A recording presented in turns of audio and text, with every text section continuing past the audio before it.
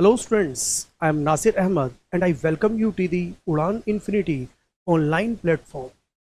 दोस्तों, मैं आपके सामने अपनी पूरी उड़ान इन्फिनिटी की टीम के साथ लेकर आ रहा हूं डिफेंस के सीडीएस, एनडीए और सीएपीएफ के पूरे कोर्सेज।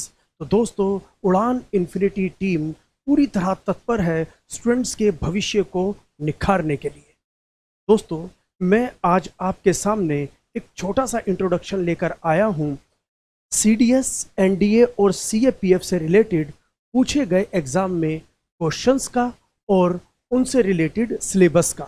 तो पहले हम छोटा सा इंग्लिश से रिलेटेड सिलेबस डिस्कस करेंगे और फिर हम ये डिस्कस करेंगे कि सीडीएस, एनडीए और सीएपीएफ में क्वेश्चंस, इंग्लिश से रिलेटेड क्वेश्चंस कैसे पूछे जाते हैं और उनको कैसे टैकल करें। तो दोस्तों, देखते हैं कि सीडीएस, एनडीए और सीएपीएफ का सिलेबस क्या होता है। As far as English is concerned, तो इंग्लिश के अंदर इनका सिलेबस मोस्ट प्रोबेबली कॉमन ही होता है। जैसे बात करें पूरे सिलेबस के अंदर हम, तो देखें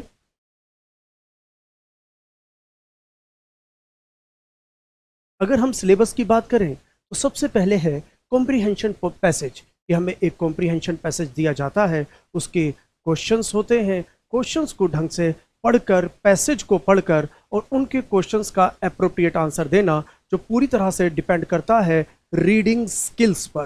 तो हम इस कोर्स के अंदर जो टैकल करेंगे कि स्टूडेंट्स इंग्लिश टू इंग्लिश कैसे चीज़ों को समझ पाए, इंग्लिश टू इंग्लिश कैसे ट्रांसलेट कर पाए। और उसके बाद है active and passive voice, direct indirect, जिसे हम नरेशन भी कह देते हैं, नरेशन भी कहते हैं डायरेक्ट एंड इनडायरेक्ट स्पीच को। वन वर्ड सब्स्टिट्यूशंस, वोकैबुलरी का पार्ट्स ऑफ स्पीच जिसके अंदर noun, pronoun, adjective, verb, adverb, preposition, conjunction और इंटरजेक्शन से रिलेटेड ब्लैंक्स, एरर्स और सेंटेंस इंप्रूवमेंट पूछे जाते हैं। स्पेलिंग टेस्ट है, ट्रांसफॉर्मेशन है, सेंटेंस को ट्रांसफॉर्म करना, कि अगर सेंटेंस इंटेरोगेटिव दे रखा है तो इंटेरोगेटिव सेंटेंस को अफर्मेटिव में कैसे ट्रांसफॉर्म करें, और अगर इंटेरोगेटिव दे रखा है तो अफर्मेटिव को इंटेरोगेटिव, नेगेटिव को इंटेरोगेटिव किस तरीके से ट्रांसफॉर्म करें। इसके अलावा ट्रांसफॉर्मेशन के और भी बहुत से नियम है, कॉन्सेप्ट्स हैं, उन सबको डिस्कस करेंगे। स्पॉटिंग द एरर्स, बेसिकली जो स्पॉटिंग द एरर्स हैं ये पार्ट्स ऑफ स्पीच से ही पूछे जाते हैं, लेकिन अगर बात करें तो टेंस से भी, वॉइस से भी और नरेशन से भी एरर्स पूछ लिए जाते हैं। ये वोकैबुलरी का पार्ट है, antonyms, synonyms, vocabulary, specially idioms and phrases, sentence improvement. और आज दोस्तों हम सेंटेंस इंप्रूवमेंट को ही डिस्कस करेंगे। आज हम जो डिस्कस करेंगे कि सेंटेंस इंप्रूवमेंट कि सीडीएस, एनडीए और नेवी के अंदर क्वेश्चंस कैसे पूछे जाते हैं सेंटेंस इंप्रूवमेंट को लेकर। फिर है sentence completion, fill in the blanks, की जैसे सेंटेंस के अंदर ब्लैंक होगा तो ब्लैंक के 4 ऑप्शंस होंगे, तो एक एप्रोप्रिएट ऑप्शन कौन सा हम लेंगे। फिर है क्लोज टेस्ट। क्लोज टेस्ट में हमें एक पैसेज दिया जाता है, उस पैसेज के अंदर हमें 10 ब्लैंक्स दिए जाते हैं और फिर नीचे 4 ऑप्शंस। तो पूरी सेंटेंस की सिचुएशन को पढ़कर, पूरे सेंटेंस के ग्रामेटिकल स्ट्रक्चर को समझकर, एनालाइज कर हमें एक एप्रोप्रिएट वर्ड भरना पड़ता है। तो उस वर्ड को फिल करने से पहले हमें सोचना होता है कि क्या ये वर्ड सिचुएशनली ठीक है और ग्रामेटिकली ठीक है। तो जो वर्ड सिचुएशनली, ग्रामेटिकली, लॉजिकली बिल्कुल ठीक है वही हमारा आंसर होता है। तो अब इस सिचुएशन को कैसे समझें, इस ग्रामर को कैसे समझें, लॉजिक को कैसे समझें, यही हम पूरे कोर्स में डिस्कस करने जा रहे हैं। ठीक है। Next, ordering of words and sentences, कि ये जंबल सेंटेंसेस या जंबल वर्ड्स होते हैं जिसके अंदर ये एक्सप्लेन किया जाता है कि शब्दों की प्लेसिंग कैसे कैसे हो, कहाँ पर किस शब्द को किस जगह पर कैसे रखा जाए। ठीक है दोस्तों, तो अगर आपको ये बात समझ में आ गई है तो दोस्तों अब बढ़ते हैं हम आगे।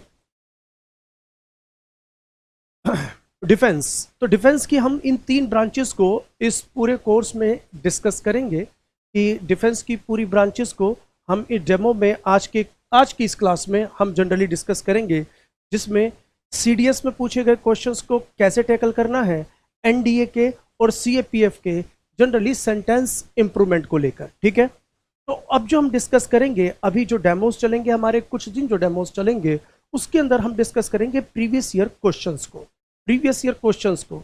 तो दोस्तों ये रहा एक क्वेश्चन जो सीडीएस के अंदर पूछा गया था प्रीवियस ईयर के अंदर। ये 2018 में हुए एक एग्जाम के अंदर, सीडीएस के एग्जाम में ये क्वेश्चन पूछा गया था। तो इस क्वेश्चन को पढ़िए, समझिए और रिप्लाई कीजिए कि इसका आंसर क्या हो सकता है। फिर मैं आपको इसका रिप्लाई करता हूं एक बेहतरीन कॉन्सेप्ट के साथ।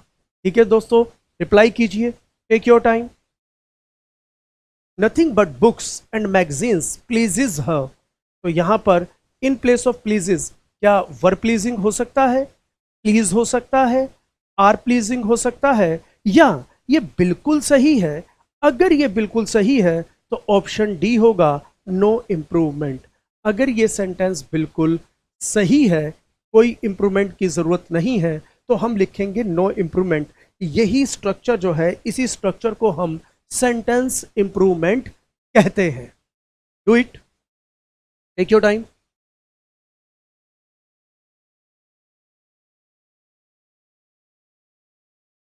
Hope you have done. Now see, अब देखिए यहां पर इसको पहले मीनिंग को अडॉप्ट कीजिए कि इसका मीनिंग क्या है। अगर जब तक हम मीनिंग नहीं निकालेंगे तो मीनिंग निकालने के बाद हमें एक तो ट्रांसलेशन का पता चलेगा, उसके बाद ग्रामर को डिस्कस करेंगे। तो अब एक लॉजिक निकल कर आएगा कि ये जो ट्रांसलेशन है, ये जो ग्रामर है, ये किस लॉजिक, किस कॉन्सेप्ट के जरिए हमें कहां लेकर जा रही है, कहना क्या चाहती है। देखिए, हमने लिया nothing but books and magazines pleases her. तो यहां पर मैं आपको जो सबसे पहले ग्रामर का कॉन्सेप्ट समझाना चाहूंगा, तो पहले हम लेते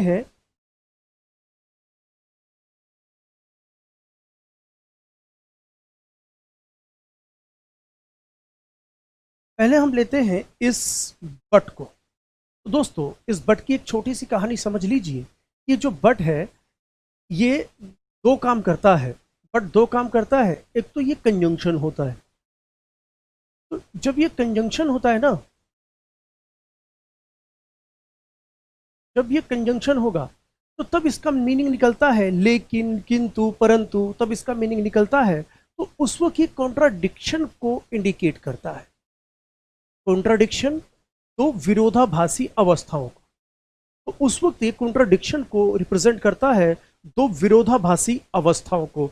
जब ये कंजंक्शन होता है तब इसको हिंदी का जो, अगर इसके शाब्दिक अर्थ, हिंदी के शाब्दिक अर्थ की बात करें तो इसका मीनिंग होगा लेकिन, किंतु, परंतु।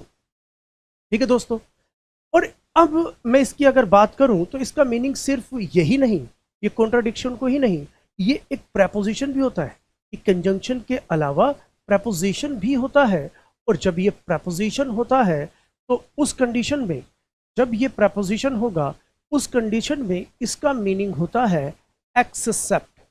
उस कंडीशन में इसका मीनिंग होगा एक्सेप्ट, मीन्स के सिवाय, के अतिरिक्त, के अलावा, को छोड़कर। तो दोस्तों अब आपको यह समझना है कि सेंटेंस के अंदर जो बट है, but as a conjunction use हुआ है, एज ए कंजंक्शन यूज हुआ है या फिर प्रपोजिशन। अगर ये कंजंक्शन है तो इसका मीनिंग होगा लेकिन, किंतु, परंतु। और अगर ये प्रपोजिशन है तो इसका मतलब होगा के अतिरिक्त, के अलावा, के सिवाय, को छोड़कर। तो अब पूरे सेंटेंस को हिंदी में ट्रांसलेट कर लीजिए या इंग्लिश टू इंग्लिश ही समझिए, तो आप ये समझिए कि ये यहाँ पर कंजंक्शन है या प्रेपोजिशन। तो आप समझ पाएंगे कि यहाँ पर बट जो है प्रेपोजिशन है। अब ये क्लियर हो गया कि बट यहाँ पर प्रेपोजिशन है मीनिंग के अनुसार, क्योंकि यहाँ पे इसका मीनिंग लेकिन नहीं है, को छोड़कर है, कि nothing but books and magazines, कि भाई बुक्स और मैगजीन्स को छोड़कर, तो उसे क्या कहते हैं, को छोड़कर नथिंग प्लीजेस हर, उसे कोई चीज प्लीज नहीं करती। अब यहाँ पर अगर ये समझ में आ गया कि ये प्रेपोजिशन है, अब अगर ये समझ में आ गया प्रेपोजिशन, तो प्रेपोजिशन का एक छोटा सा कॉन्सेप्ट और ले लीजिए। प्रेपोजिशन का एक छोटा सा पॉइंट कि व्हेनेवर वी यूज प्रेपोजिशन, जब कभी भी प्रेपोजिशन का इस्तेमाल किया जाएगा तो प्रेपोजिशन के बाद या तो नाउन यूज होगा या प्रोनाउन। पार्ट्स ऑफ स्पीच या इंग्लिश का कोई और वर्ड आप यूज कर नहीं सकते। अगर प्रेपोजिशन यूज कर रहे हैं तो उसके तुरंत बाद या फ्रेज का लास्ट वर्ड या तो नाउन होगा और या फिर प्रोनाउन, ठीक है। और वो जो नाउन या प्रोनाउन होता है सेंटेंस में ऑब्जेक्टिव केस का काम करता है, मींस वो प्रेपोजिशनल ऑब्जेक्ट बनता है। प्रेपोजिशन के बाद जो भी नाउन प्रोनाउन होगा उसे हम प्रेपोजिशनल ऑब्जेक्ट कह देते हैं। प्रेपोजिशनल ऑब्जेक्ट मींस वो सेंटेंस के अंदर एक ऑब्जेक्ट का काम करता है, उस सेंटेंस के अंदर ऑब्जेक्ट का काम करता है। प्रेपोजिशन के बाद कुछ भी आया तो इसका मतलब है बट यहां पर जो प्रेपोजिशन है और प्रेपोजिशन के बाद जो हमने बुक्स एंड मैगजीन्स लिखा, ये सब क्या हुए, ये तो हमारे ऑब्जेक्ट हो गए, ये तो ऑब्जेक्ट हो गए। तो अगर ये ऑब्जेक्ट है तो इसका मतलब है ये जो नथिंग है, ये नथिंग इस सेंटेंस का सब्जेक्ट हुआ।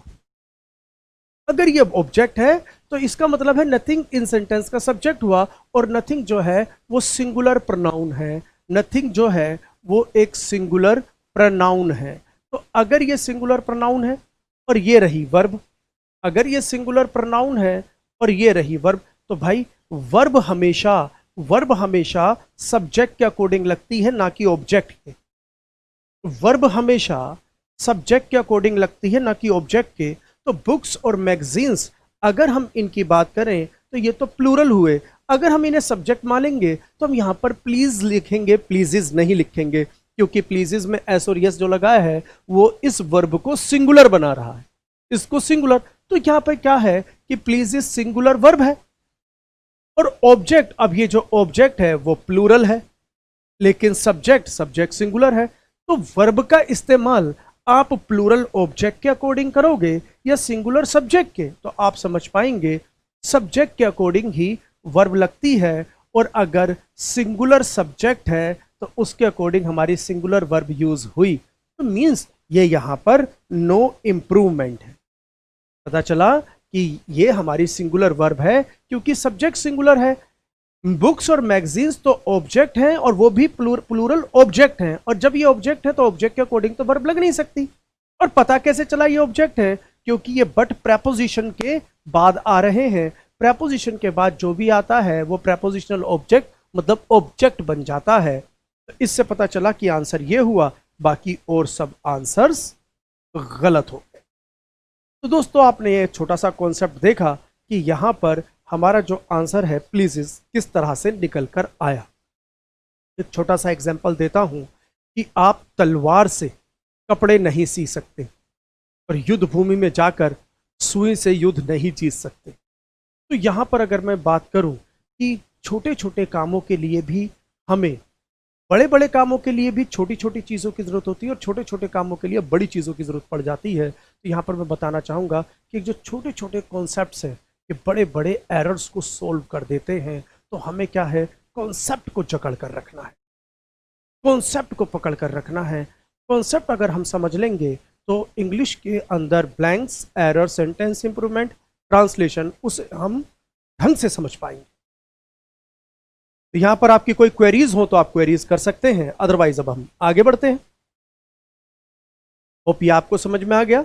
ये सीडीएस में आया हुआ एरर है। अब जरा एक और देखें।